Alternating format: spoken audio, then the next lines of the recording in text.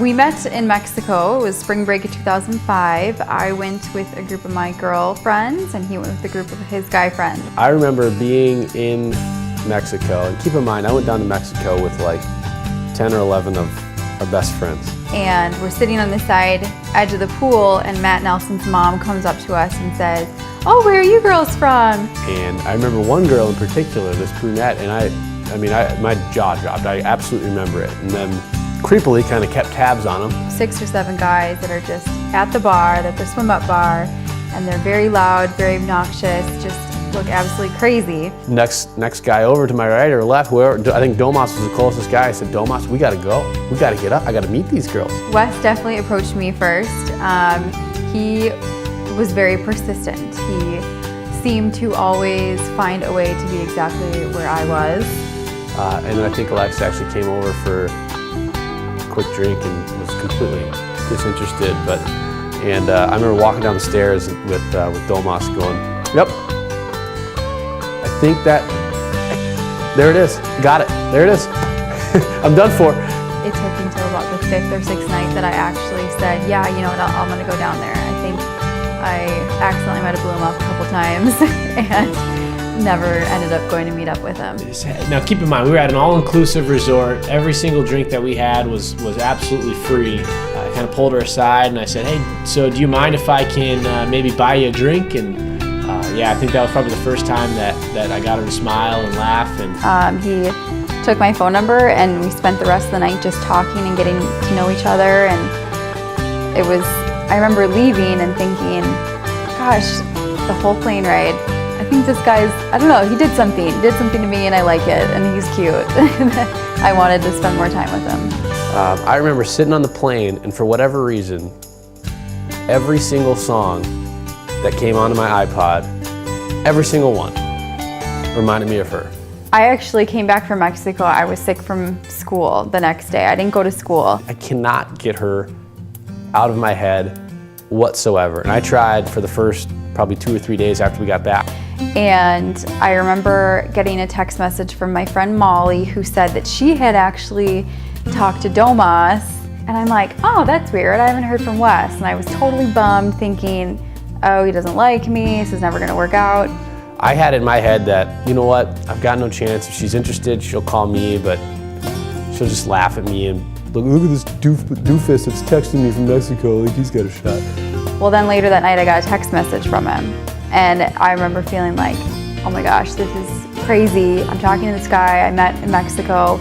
She would be texting me first, or she'd always call me back or text me back or even call me, and oftentimes she'd call me at night before she went to bed, say, "Hey, I just wanted to chat and say what's going on." And he would try so hard to take me out on dates and to, do fun things. But little stuff like that, she actually came all the way just to have lunch with me for like 20 minutes and then drive right on back. He really made that whole last year of high school so fun for me because we just did everything. He took me mini golfing, we went to movies, and I think we both really enjoyed spending time together. Going into college, we didn't want to, hamper any either experiences or bad decisions we're going to have going into this completely unknown that college was. And because he went to St. Cloud State and I went to St. Thomas, we would find an excuse to meet up. So we would go grab coffee at Starbucks, we would go grab dinner. She actually introduced me to Facebook. I had no idea what it was, and I was a MySpace guy.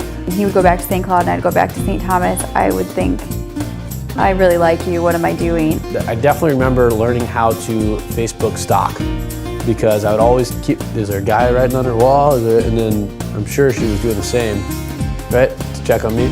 Probably, right? Every time we left, it left me just wanting to spend more time with him. You can't be together when you study abroad.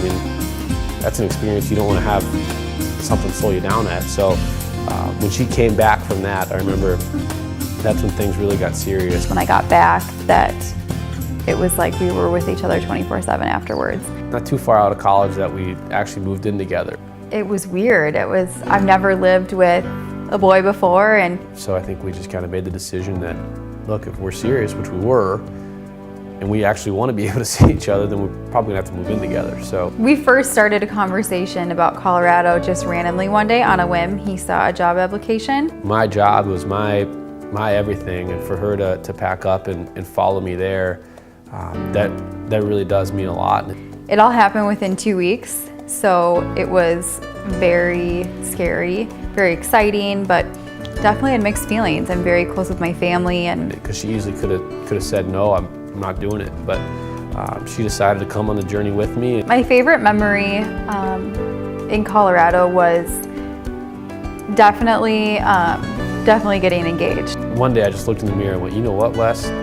You better nut up and do this, because she's the one. I knew she was the one. And I came home from work, it was a Friday night, and I remember I was running late from work, and he kept texting me saying, where are you? Like, we're gonna go on a date night tonight, I planned something. the engagement itself, I didn't know what I was going to do. I always talked a big game when we were talking about, hey, one day we're going to get engaged. I always said I'm going to do something really good or whatever. And So I get there, the door is unlocked, which I thought was kind of weird, but I opened the door and I didn't see him anywhere.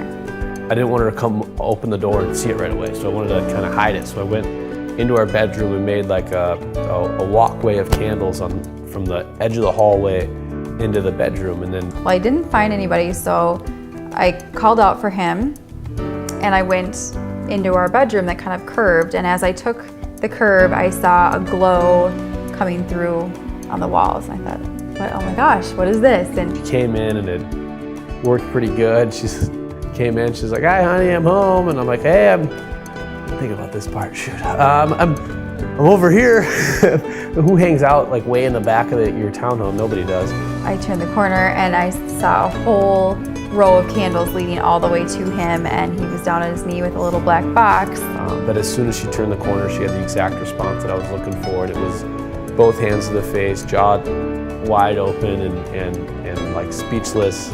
I think my heart just sunk. You know, you wait your whole life for this moment, and all of a sudden it's here. You know, you just don't know what to think. And told her how much I loved her, and that I'd love for her to marry me. And she said, I do, right away. He said all the things I wanted to hear and proposed, and it was just the best feeling. I think after that fourth yes, before I could even say, how happy I was or how good everything is, she instantly said, well, did you ask my dad? I just remember shouting out afterwards, did you ask my dad? Because that was one very important thing I needed. So yes, I asked your dad. That passed the test. I think she maybe would have taken it back if I hadn't asked her dad. She was very adamant about that. And then he said, all right, let's go. I said, well, where are we going? Well, I got a weekend planned for us, so ended up working out really well. They still had the flowers and champagne ready for me when we walked into the resort up in Breckenridge. And he had packed all of my bags, all of my clothes, probably enough clothes for 2 weeks, and enough shoes. He even packed like makeup remover and everything. I think we've got a lot of living yet to do.